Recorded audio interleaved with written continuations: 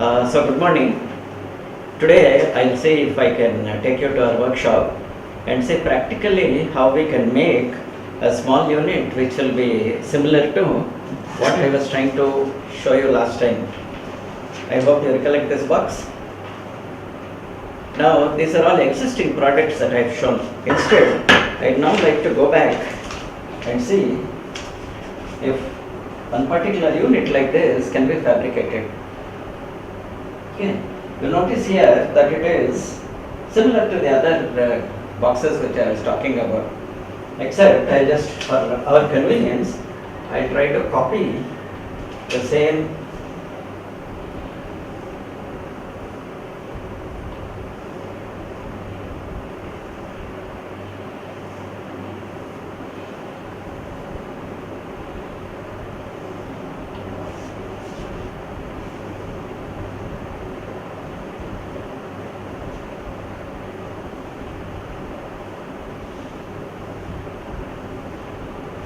I have all the three views of it.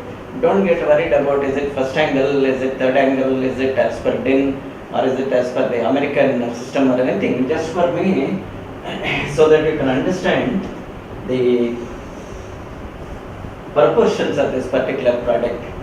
If you remember earlier, I spoke to you about saying this could probably be a front panel. Then this could be probably be a top. Then this is the rear. Then this is the bottom. Having said all these things, I'd like to have some dimensions associated with it, saying in proper proportion. So, if you remember earlier, now I'll remove this by hand. I want a box which is about 65 mm, and then typically the height could be about 40 mm.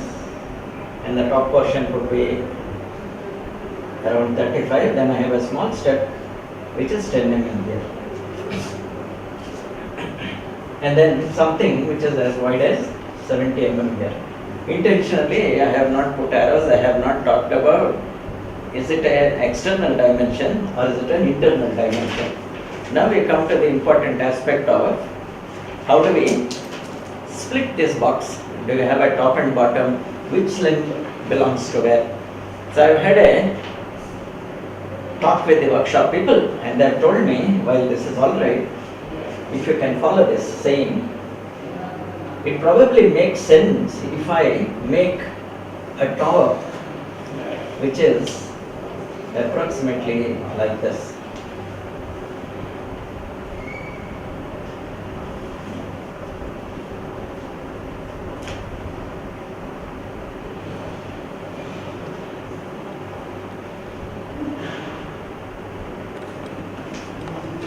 The same 10 mm what I have here gets carried here as 10 mm.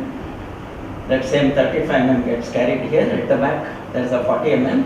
Plus the fabrication person has suggested that I also give a small link here, and then as before this continues to be 70 mm, this continues to be 65 mm. It's a little crude because over the years I have lost the capacity to draw straight lines on a board. But if I have a proper drafter and all that, it's possible. Luckily for us these days, I can very easily use a computer and get all these pictures on that. Now come back to here. You see here, this forms what I will call the base. Okay. Now following the same thing on the other side, I have a cover which closely follows this, like this.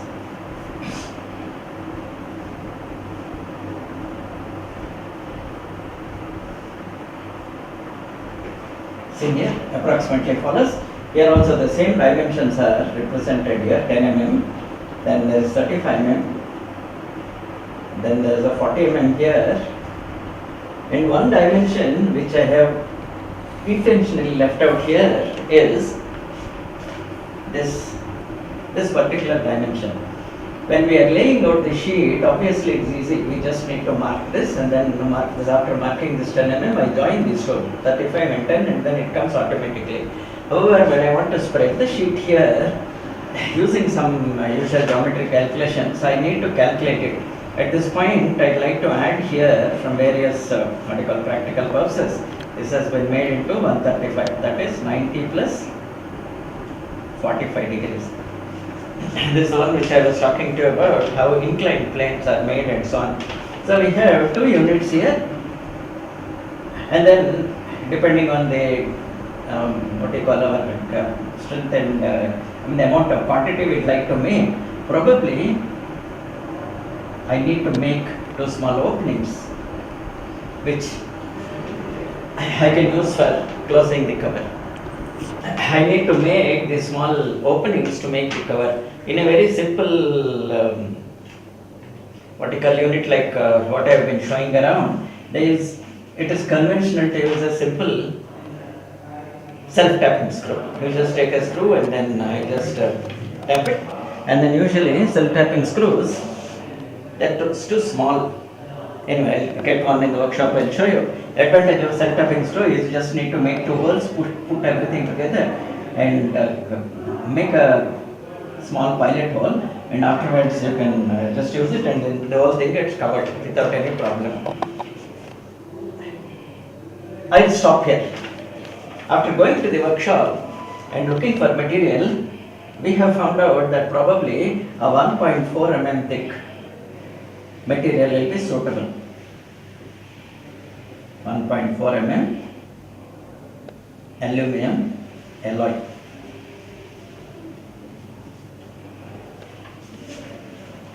This you will best understand if I take you to the workshop and show you there how we end up with saying what are the wanted dimensions. Would this be the external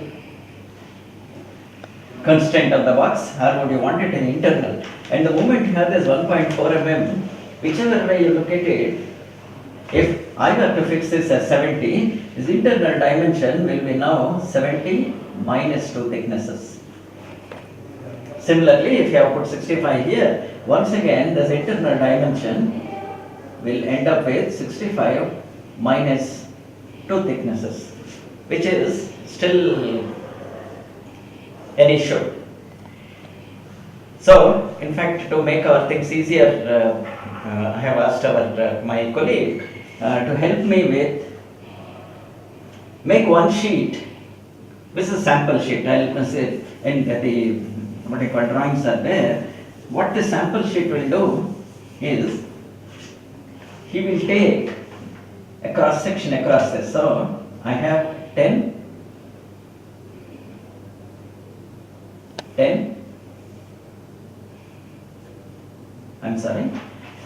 65, 10, 10.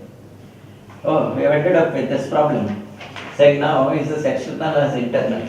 Is 65 the external dimension we want or the internal dimension? Same way in the other direction, I have a 40 mm in one direction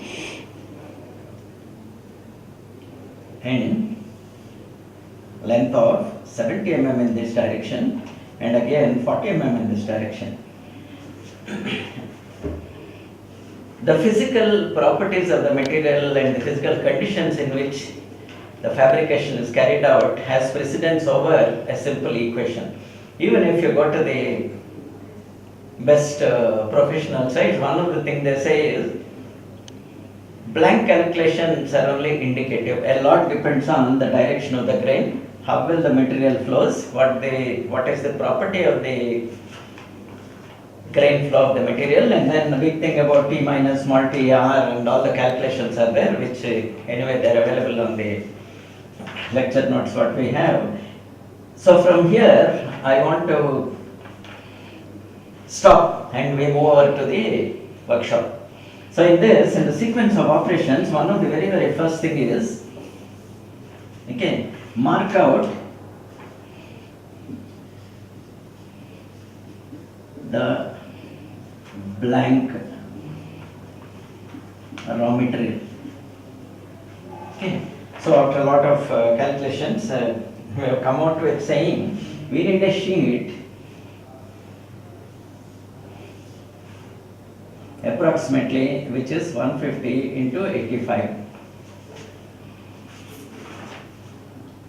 Only for the bottom piece. Now we have the top piece. Now we have, in this case, we have a 10 plus 42, that is 52, plus 80, 92, plus 30, 133. So we end up with something which is 70 mm wide, and all these various dimensions are there. So what is the people will do is, they will go near what is called a huge shearing machine. They don't cut them anymore. You don't take a what you call tin cutter, which you would do in the case of hobbies. Instead, we have a shearing machine. You need to mark out this. You need to mark out this on a large sheet. So what they do is, they take it to what is called a height gauge. We go to a proper what do you call, a surface, a reference surface. I'll show you what it is. The one we have is an oiled granite marking plate.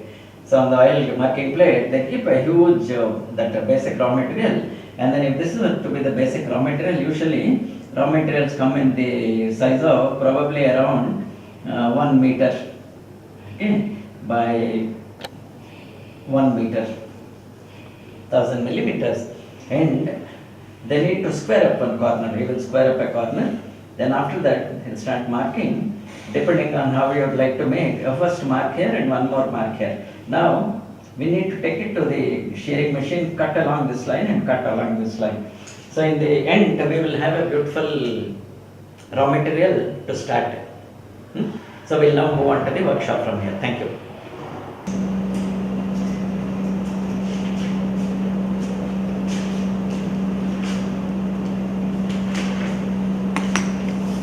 So you see here, this is an oiled granite small surface plate. Then we have angle plates there. This one is a large thing, and this is the height gauge. Height gauge is nothing except that you have a nice reference surface. Then there is a knife edge here with a small step, and it's dry zero here, and then it's possible for us to adjust it. And as before, we have a vernier, then we have a vernier screw setup. So what he does is, he's trying to make a small trial thing which is around 10 or 20 mm wide, and as per the total length. So he has set the marking here. He first locks this, then after that he operates the screw and ensures whatever dimension you want is made here. Now he has marked it at 10 mm. Now you see here, he will keep that plate across it, and he has cut it there. You see those 2 marks? This is a blank which has cut from a larger thing. So you can see that there's a mark here at 10 mm, there's a mark here at 10 mm. This total is 85.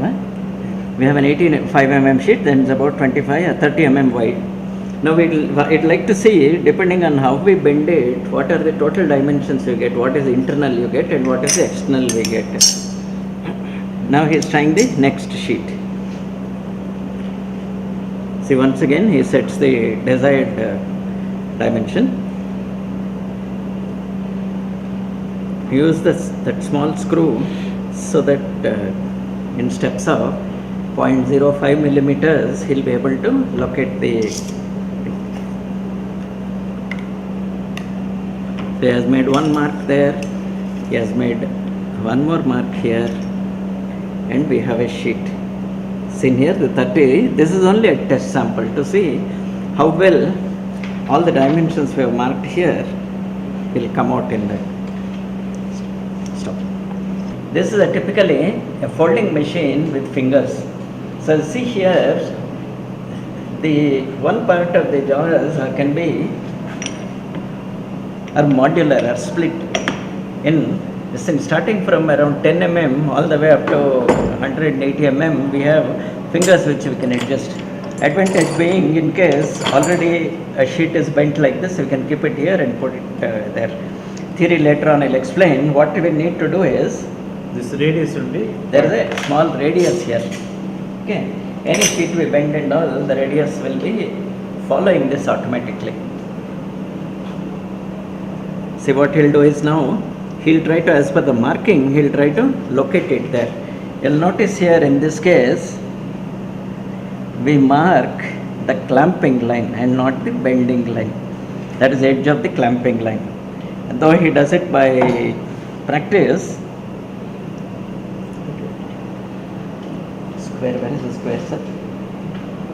Normally they take a square to make sure that this is perfectly at 90 degrees. You have seen here, very little error is there. Okay. Now it will ensure that we get a proper, what you call, then we have something which clamps it here. So we have this marking of the, what you call, the clamps. Now he is trying to move it up like this. In the case of small job shop and the normal materials, obviously precision is required, and then you see after bending is completed, we'll check whether it's 90 degrees or not, and he'll compensate for any spring back or short limb has come. So it looks like around 0.3 mm error is there in the open length, and then he has now adjusted it, and he'll now one more time he'll check to see if it is perfect. See, it is reasonably perfect now. Now he'll try the other side. He'll now go a little faster.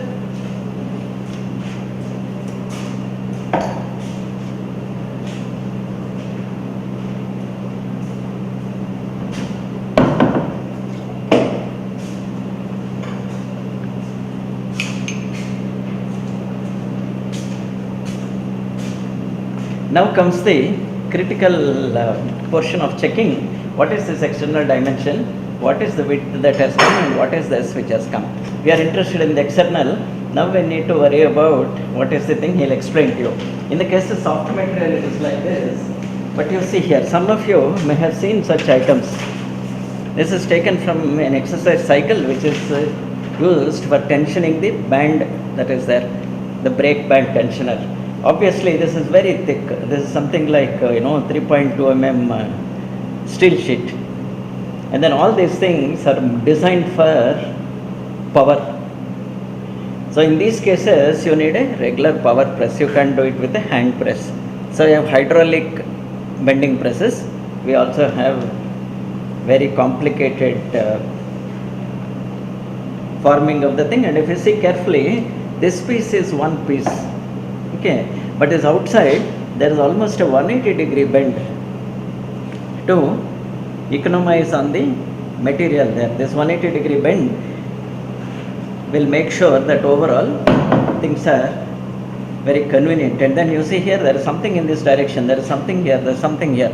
This is all done by special purpose machines with heavy loading of the things. And if you are to attempt something like this, it may not work easily on a simple folding machine. But this is a thing which is required for us.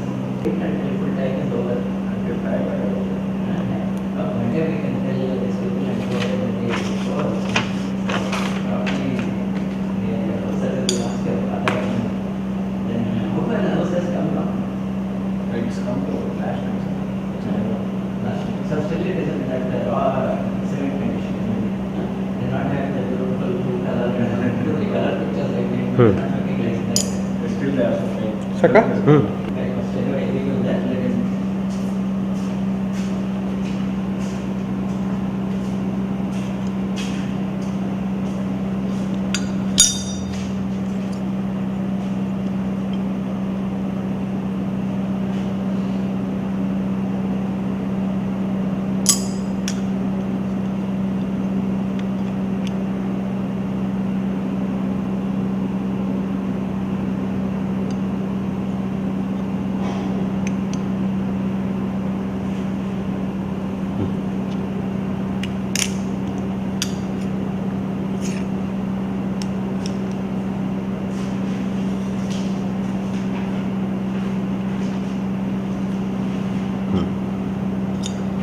So இங்கே எழுத போகிறீங்க. இங்கே எழுதணும்.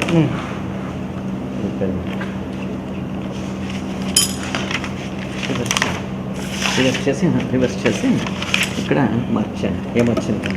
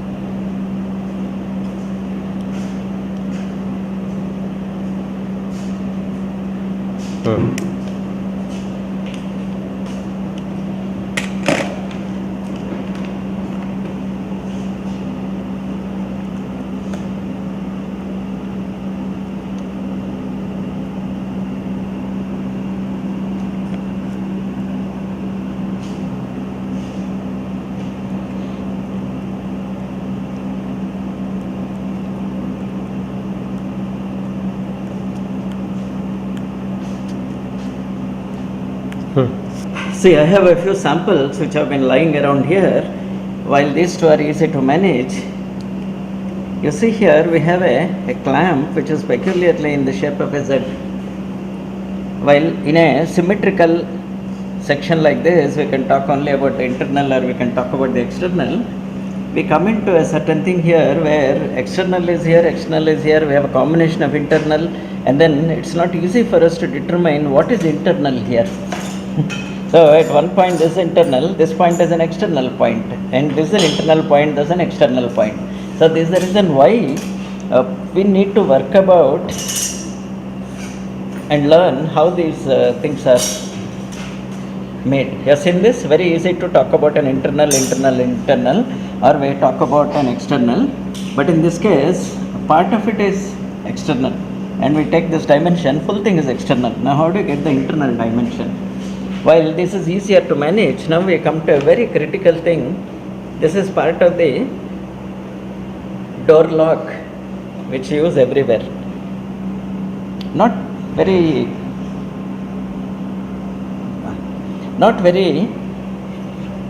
easy to fabricate such a unit, because you see here this one is long and these dimensions are separate, and then there are some special openings here, and as if that were not enough, there is also a embossing here, and there is a fold over here. Now we need proper strength. So in this case they have selected the limbs and the thickness such that it overlaps here. I am still interested in the internal. There is a small thickness overlap here. Okay. In the case of mild steel, welding is possible, but when we want to work with these materials with aluminum, it's not as easy as it thinks. Okay, it's a very two thin sheets like this. They have been joined together. Two very thin sheets here. You see here, this weld has been made a little deeper, so it has come onto the other side. And you see, if you don't want any build up on the inside, you can probably just weld it on the outside. This is done with a loosely we call it argon arc welding. So we have a gas shielded arc welding. So in this case, to prevent oxidation, we have a arc which is filled, and again both types are there. One is you have a wire feed inside which has the flux as well as the raw material, or it can be just a tungsten shielded arc. So in this case, I'm not sure, you see these two welds have been intentionally made such that the thing doesn't come outside, but we have a beautiful filleting here. This comes on both sides, which is probably stronger. In that case again outside. So it is for us to decide which way we can do. Simple shapes can always be, even these fairly complicated shapes, we can always make out of a single sheet. You see the way they have been laid out, and then there is no relief given here, there is no notch given here. So you see that it is shear formed, it is sheared and the same operation has been formed. Well, it is easy for us to talk about, we can even make this formation. How does it close without spring back? Even today, life is a little not that easy. See, you see here something which has been fabricated as a one-off sample in our workshop. See here, there is a very nice T-shaped thing here, made out of a single sheet. You see, it's a thin sheet. So it has been spot welded here, and then after that, this thing has been done by folding over. It's a little like the sample which I have shown you here. Sheet thickness has been done, and because of the various things, it's stiff, quite stiff. You can attach things together, and after all the fabrication has been over, they have taken a lot of interest and finished it by giving it what is called a non-reflective black color. So it has multiple functions. You also have a small mounting plate here which has two small limbs here which will make it stiff. Do we need it in all four directions? No, because most of the force comes here. And then we have a reasonably good enclosure with reasonably good joint faces here. After bending it over, probably they have put some bit of welding they have carried out. Now you see something which goes matching with this. Seen here, we have a device which I do not know whether it sucks in air or it transmits something or it is a heat sink or something here. So we have a perforated sheet, and instead of directly fixing a perforated sheet, they have used washers here to make sure that they locate properly, and then out of various constraints. And in the earlier thing I was talking to you about, how do you attach two things? Do you use a self-tapping screw or do you use a different type of a screw? You see here that this is called a riveted nut. So this nut is kept inside, and then we do a swaging or different type of an operation.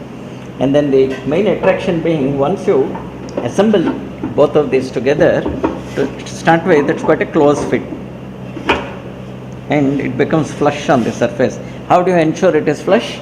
If it is a professional multi-made thing, we can make a step. We can make what is called a joggling step. But in this case, they have found it convenient just to make a simple formation and add another thickness to make things easier, and then also ensure that there is no gap here. They have taken it over after making the four bends, have left a gap here. The attraction of this is, overall, this will now become a generally splash proof equipment, so that in the unlikely case of some liquid flowing in or something, still it doesn't trickle in through this gap. This gap here does not matter. And then you see here they have made a hood also, a small hood, which shows that depending on your IP protection, if you are in this IP 55 and such things, at up to 45 degrees inclination, a normal water will not affect that thing. Hence, a small hood has been kept here. Now you may ask, won't it go through this? Yes, there's every chance of it. Contrary to our popular this thing, not all of them are air and watertight as we expect them to be. So I'll now stop here and take you to another place. What I call a low volume, a flexible manufacturing thing. This one is called a horizontal machining center.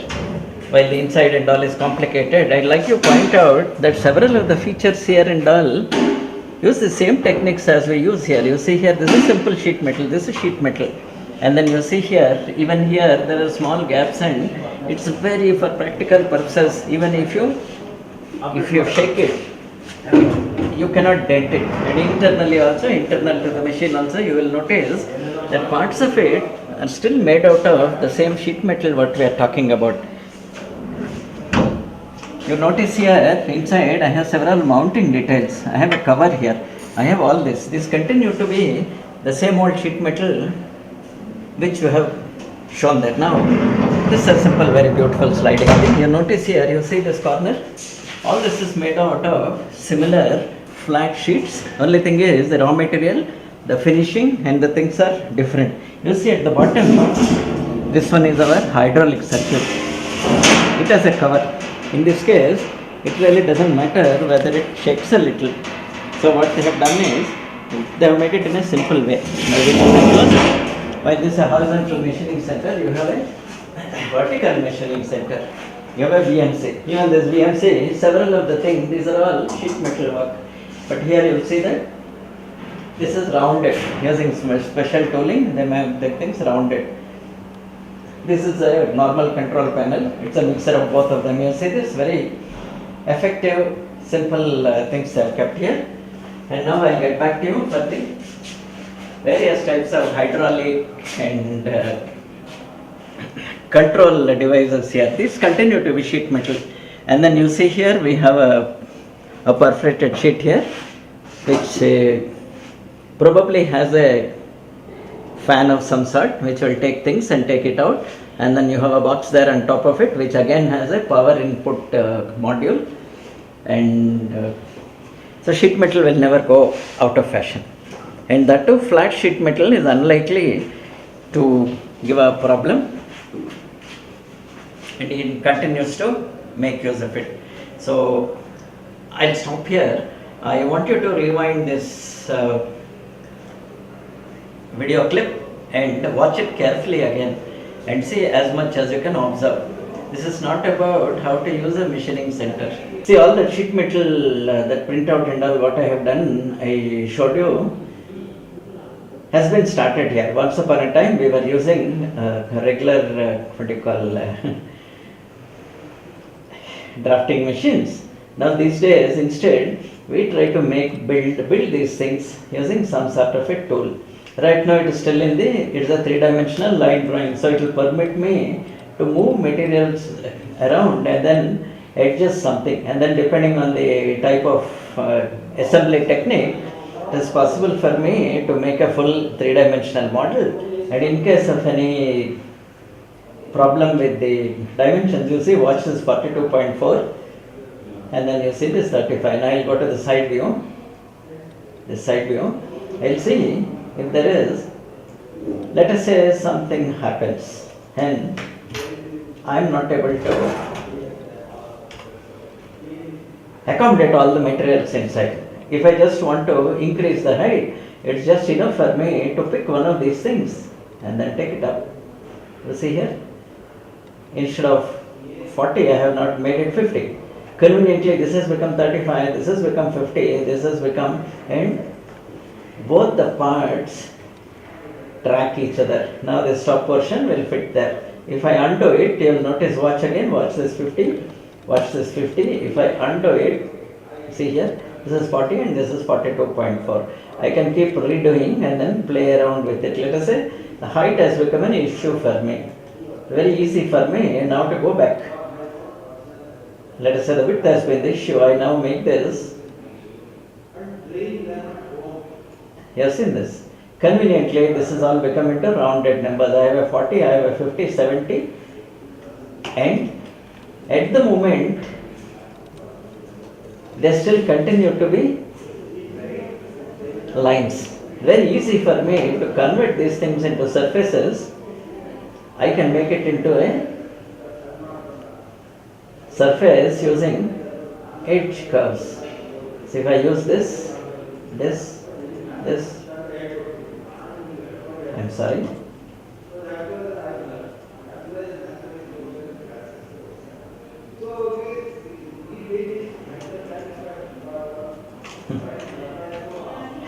Pardon me, I have not practiced this.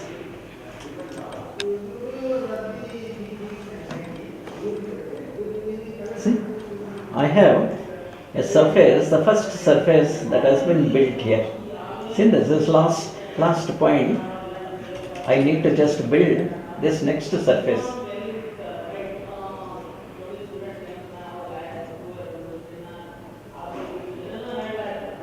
See here, so part of that unit is getting ready. Only thing what you have noticed is, it still has a zero thickness. Zero thickness will lead to all our bending problems. So I'll just see what best I can do, whether I can make these things.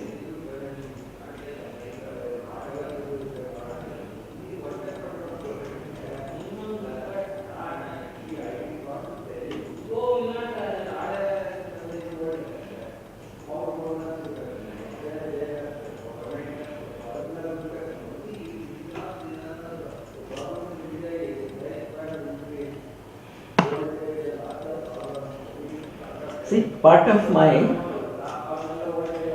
enclosure is getting ready. Now if I were to just hide all this, you see here, I have all this ready. It's easy for me to now join these two things by, various options are here. In this case, for convenience, I'll just group it. I'll make a copy. something from here to here. I have a reasonably fitting bottom part of the unit. Now I'll one more time, I'll now go back to the other portion. I'll see if I can, sorry for the bomb.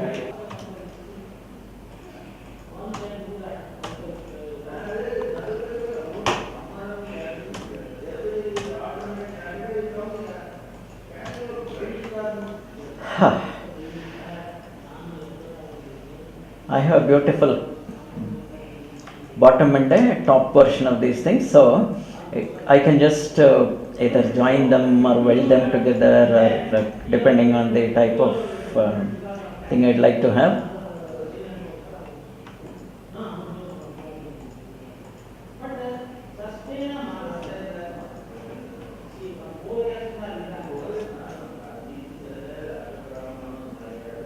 My enclosure is about getting ready.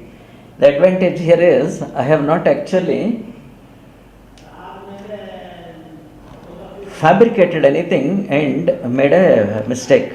I'll get back to you again after that measurement point of it. So I have the top cover. Just to be on the safe side, I'll just see whether the top cover fits or not well.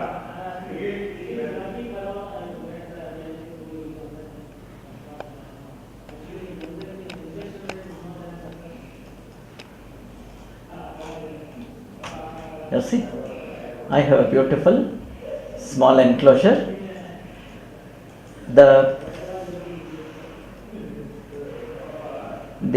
Actually the issue why I am showing you all these items is that from a drawing like this, it's easy for me to now make a development drawing. So what I do is, for the minute I'll hide this. I'll start with this bottom, start this, and you see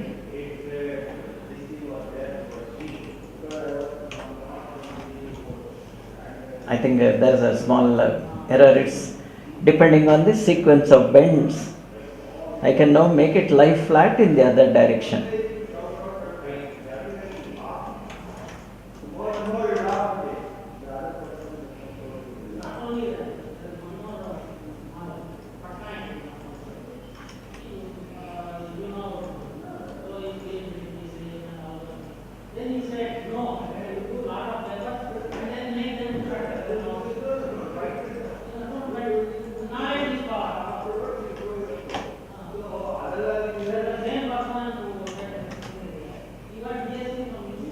So what's that? No, still a lot more is there. Last one is there. Almost over. Yeah. Now if you come back and see this.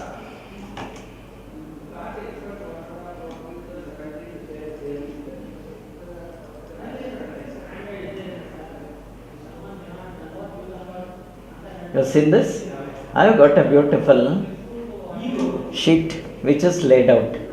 It is possible for me now trying to optimize how these things can be made out of a sheet metal press. If you remember, the last thing was this workshop practice where I started you with this conceptual box. I have a bottom piece which has an inclined front panel, and then I have a top cover which goes in front of it, overlapping it. It overlaps here, overlaps at the back, and then there should be two openings here. But in keeping in the best traditions of blank design, we need to start with the actual bending elements which you need to give. Contrary to popular belief, there is no equation for the bending elements. What we have is physically we need to check what is the bend that we take. So our operator here, after calculating this 40 plus 70, he has come to 150 mm. So this is typically the 150 mm blank that he has taken. Similarly, the other one is after taking this small length of 10 mm, 10 mm and 65, he has come to this 85 mm. Having done this, we now need to carry out the bending operation. After carrying out the bending operation and taking a measurement using this height gauge. Height gauge is nothing but basically it's a vernier, except that it's a lot more precise on how it is mounted and so on. We have these angle blocks, then we have the surface plate.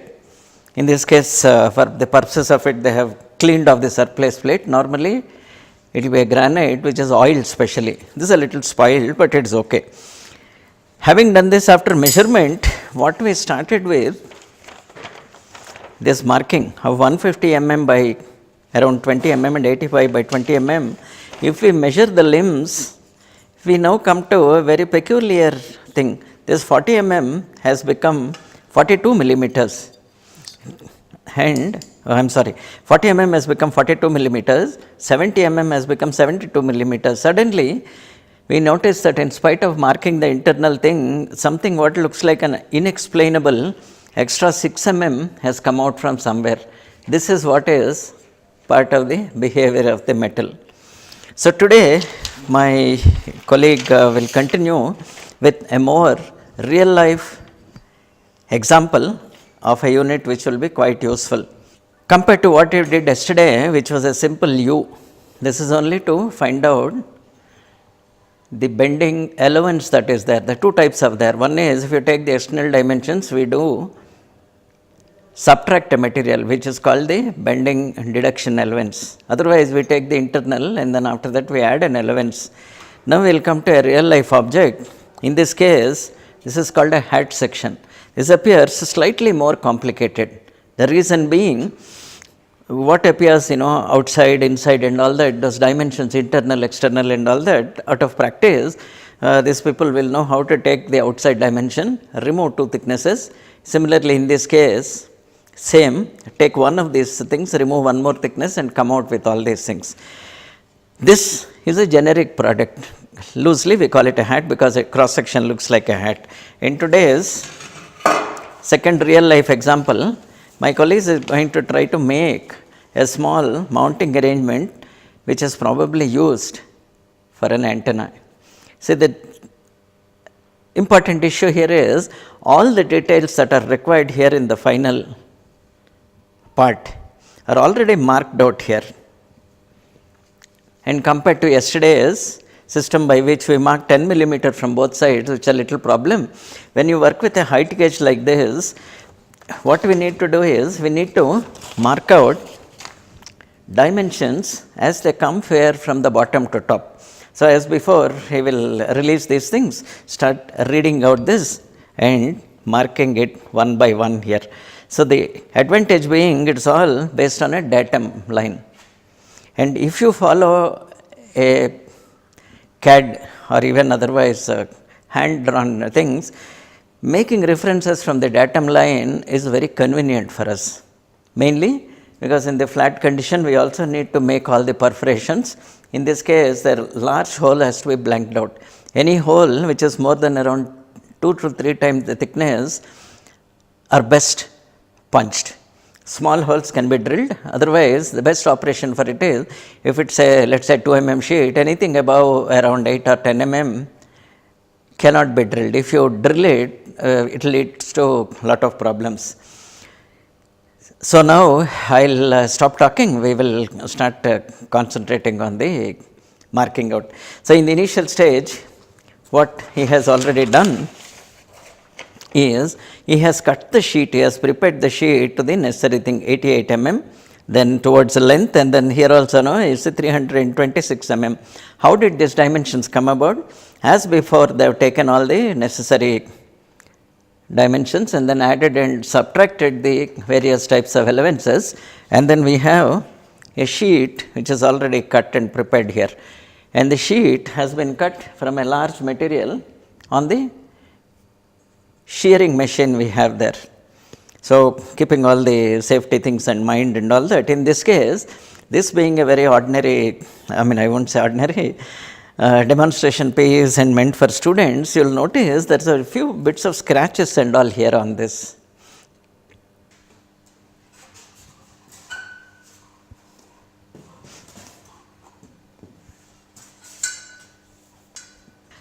See, our engineer has started, he has put the first mark which represents, in our case, a line which is the clamping line.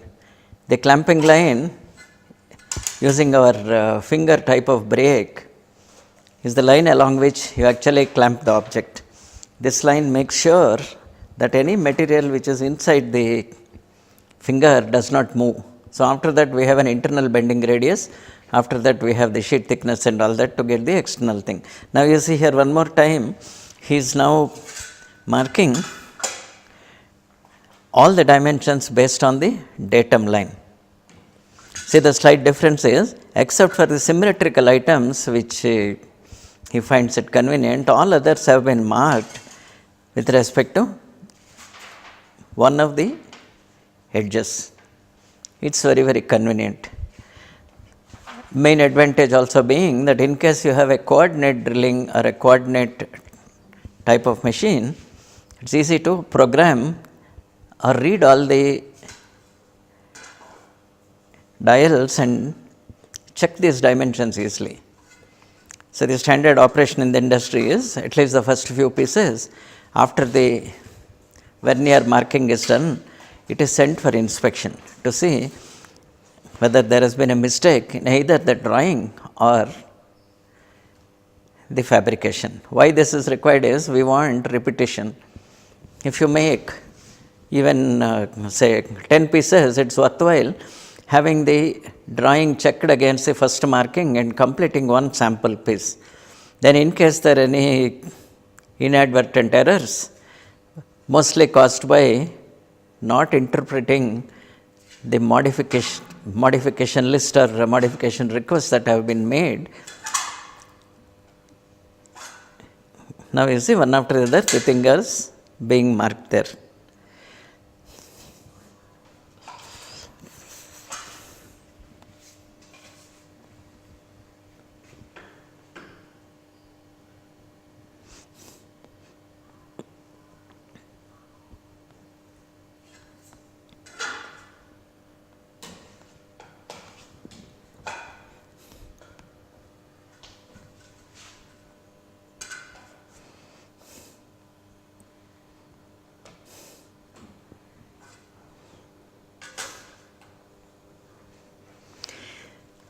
You will notice that some of the essential features, especially relating to bending, instead of following the datum line, our engineer is marking from both the sides. Why he does it is, the throat depth which is available on our machine is limited, and the various features are best done in a sequence of operations such that, see what he is doing next is, he is doing the notching of the corners. And you see the what you call good thing about a workman is, he depends on his tools. Nothing is done just by eyes. Looking at the eyes, no, we're okay, but still you see here, he is trying to use a square to ensure that the notching is perfect. You may notice a small error, but it does not matter, because even if the center did not follow the whole thing, it gets compensated on the other side. As such, there will not be a problem at all. However, in the case of production, generally what is called a front or a back stopper is used to ensure that it always runs parallel. Now, he has come to the notch of the second symmetrical bend on the same side. Overall, we end up with appropriate number of notches. He is an experienced gentleman, but in spite of it, he still depends on it.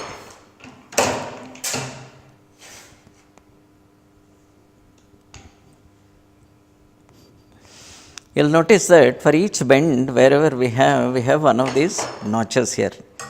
If you look back on our drawing for the head section, the top two require this notching, because we have two webs which both need to meet. That is where this 90-degree notch is required.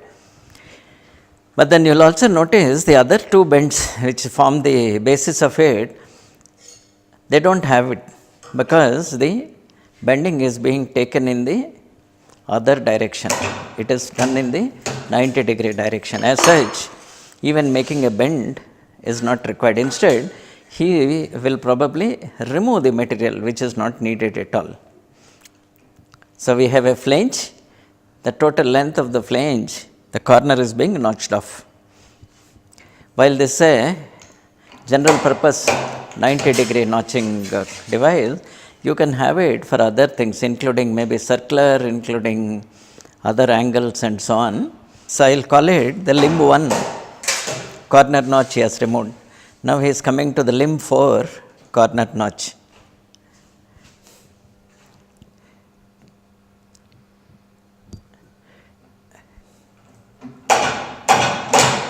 So, that part which is between 1 and 2 has been removed. Now, between 4 and 5 he is trying to remove the material. Now, looking at it, you will slowly notice that this starts looking a little like the drawing that has been presented to us. You have seen here. Now comes the next operation of he is having to make a big opening. So, once again our engineer is now adjusting critical stoppers. In the previous operation, both the operations we could see where the work is being done. In this case, it is not easy for us to find out where the punch is now sitting on the actual sheet. We need to depend on the stops to ensure the total dimension is maintained. So, if you observe this machine carefully, on the top I have a flywheel which gives a tremendous amount of kinetic energy, and then this is just a stopper to see that it does not go down and injure things. And then in this case we have, this is called a stripper. Stripper ensures, see, he has done a sample just to make sure that the opening and the location is perfected. You see here, he has started from one edge, put both the stoppers, and as per the original center mark, he is able to now locate the particular feature where we want it.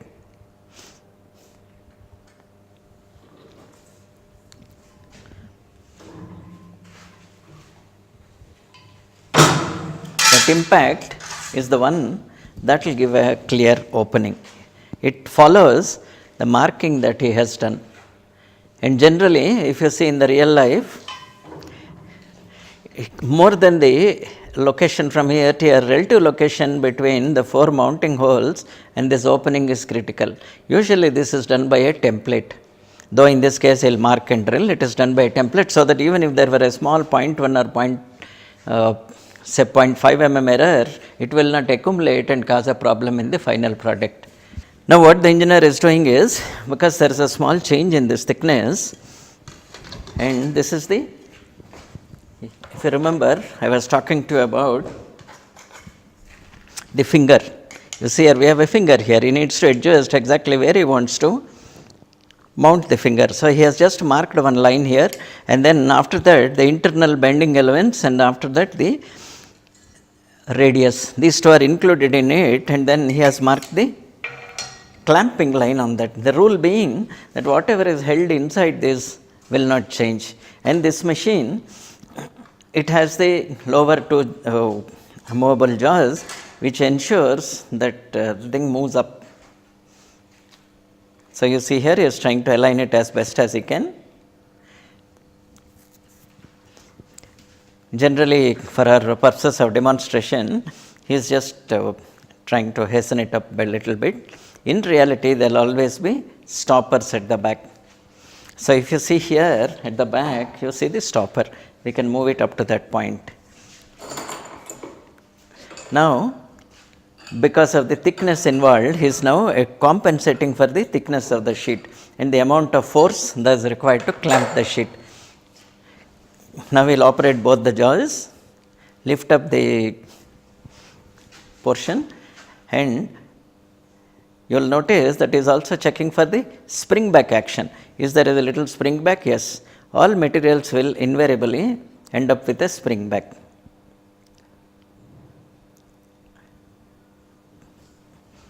And now do we have to do it as a trial and error? Not necessarily. First time you need to make an empirical thing. At the back of it here, see, it's clean. On both these limbs there is a stopper there. You can see there are drilled holes there. He can adjust the stopper to make sure that it stays within the angle we need. Most of the times it is a right angle. Occasionally we have other angles for that. And because of the design of that clamping fingers, we have reasonable control on how well the thing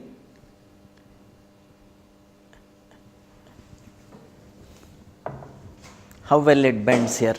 One small detail you would have noticed is, now if you see here the material has tried to form and shear also in the corner.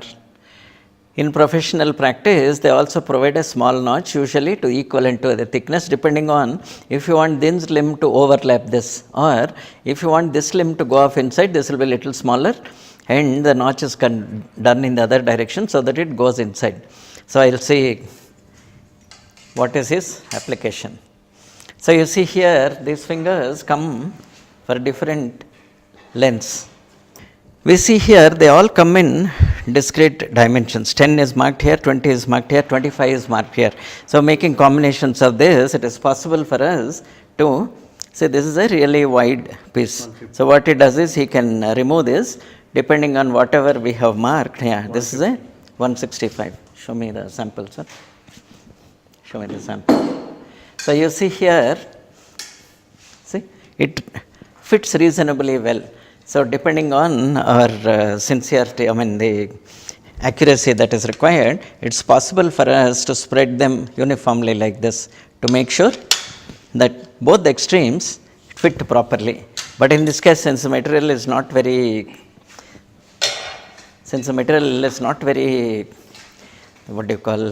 dependent on local deformation, he is taking a small risk of making it just centered, and then I expect that up to 1 or 2 thicknesses it is safe. So I think in this case around 2 thicknesses worth the gap is there, and then with his little bit of skill he is now forcing it back into the 90 degrees. See, we are quite close to what we have done. It's nearly perfect. While I do the talking, he does the working, which is the actually perfect part of any work.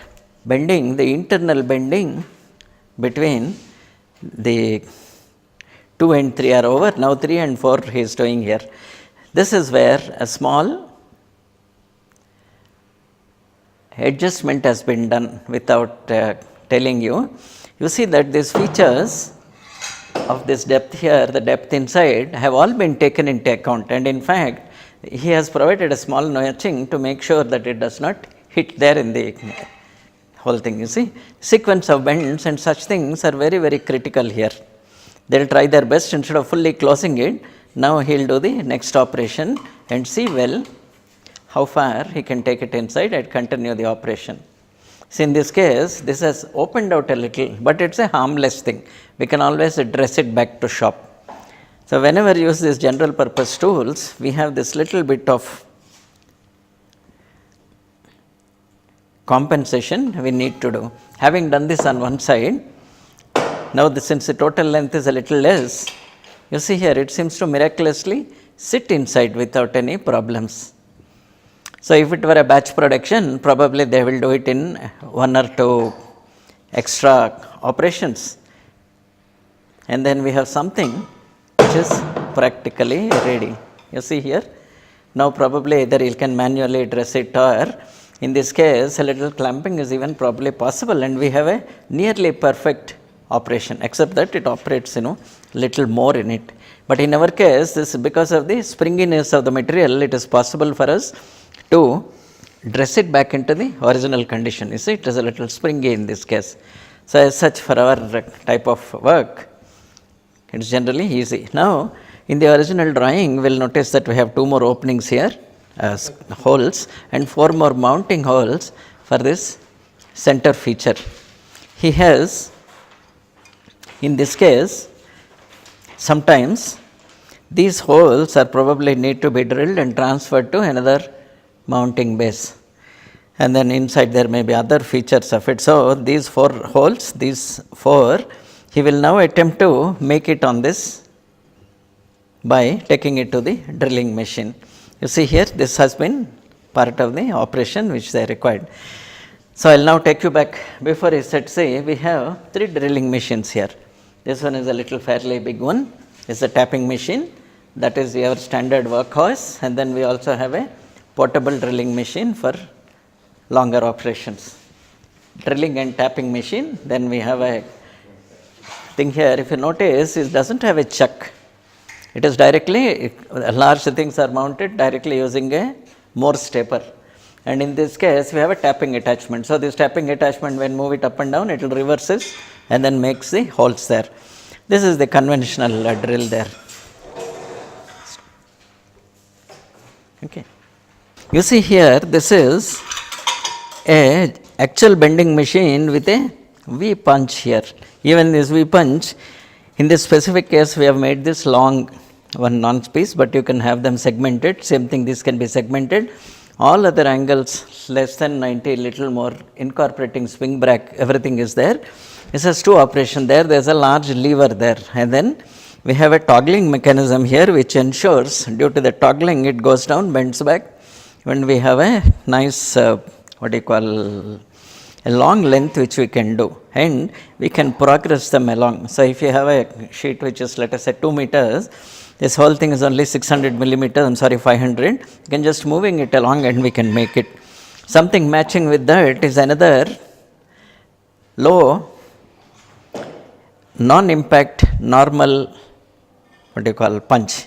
In this case of normal punch, if you have small openings like this, and then they need to be a little precise, we can mount this in the die holder, we can mount this punch on the punch holder, and then afterwards carry out these operations directly by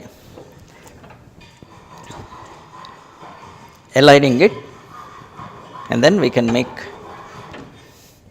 this small operation. So, what is required in a small workshop is probably a few of these machines. So, you have a small press and so on, and then you can carry out most of the operations that are required for a electronics thing. I now bring your attention to things which are all made. You see here, this is the sample we made yesterday. Okay, compare it to this, what we think is a little hard, this thing. This is made from a steel flat, and this is part of a bigger machine which where the accuracy is very, very critical. So, while an engineer needs to familiarize himself with all these various operations so that the design comes out properly, there are job shop people who continue with the various types of operations for you. But why we have, or rather I have put you through all these steps is that you should know the amount of various types of limitations of the process. So, while a drawing looks good when you make it, finally you need to compensate for the shortcomings of the press. So, thank you for today. We will meet again next time. Thank you.